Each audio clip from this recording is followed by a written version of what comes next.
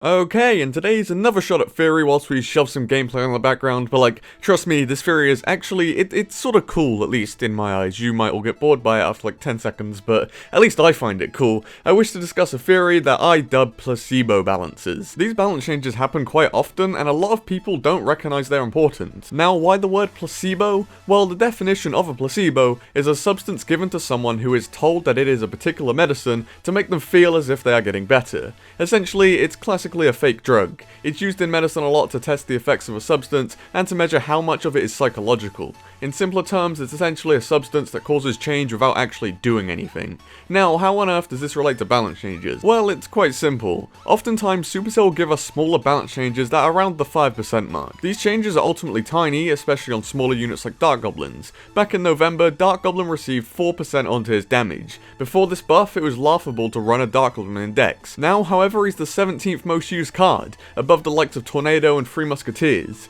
It sort of makes sense though, right? A buff made a card good, but in my eyes, how on earth did a 4% buff to damage alone take this card from unusable to one of the best cards in the game?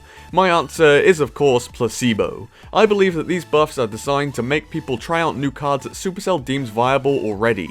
They target specific cards that are underrated and give them a small nudge to encourage people to use them. What happens when a pro suddenly gets 12 wins because they used a newly buffed card? Well, the trend starts to spread. Over time, we have the Dark Goblin within the meta through just a small buff. My theory is that people could get 12 wins with Dark Goblin anyway, but because it's just been buffed, it makes people think, oh, maybe that card is really good now. This causes them to give the newly buffed Dark Goblin a try, and here we have a trend that puts a card into the meta. So the theory is very essentially, the card was okay anyway, but this small buff made people think that it was actually overpowered, hence being called a placebo. This probably happens more often than you would think, too. In around about September, just 2 months prior to the Dark Goblin change, we saw a relatively unused Prince card get buffed by 5%. This was onto his HP and didn't really change any interactions for him. However, as of today, his usage rate is in the top 25, above the likes of Hog Rider and Ice Spirit. I believe this paints the same story as the Dark Goblin buff. A relatively bad card was suggested to be used by the players, and a few started having success, and then finally a trend was born with it.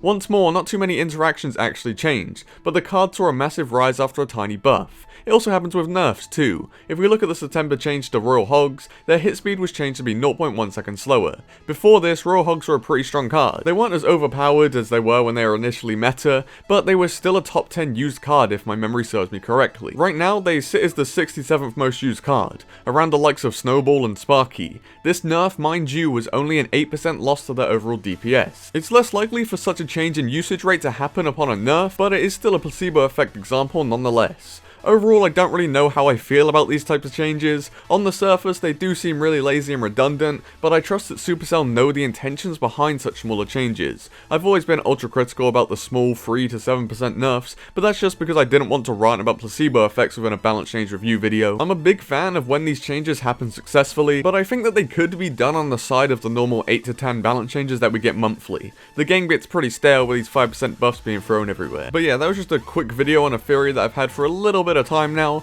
Shoutouts to Villain for the suggestion over on my Google Forms. It's a little thing that I go on about over in my Discord and thought that I should make a quick video on it. And as a final attempt to make this video an actual watchable length, I'm gonna bring back comment of the day. So here's a comment from Zargoose Headwacker. I hope I said that right. That was really weird to say. He suggests that Freeze should slow instead of stop troops for the first second of its duration, in order to give the opponent time to react. Personally, I'd love to see them experiment more with Freeze. They reworked it once now, but it's clearly not in a balanced state. So yeah, why not try this? Anyway boys, thank you for watching this sort of weird theory video. Hope you enjoyed and had a good old think about balance changes. But yeah, apart from that, peace.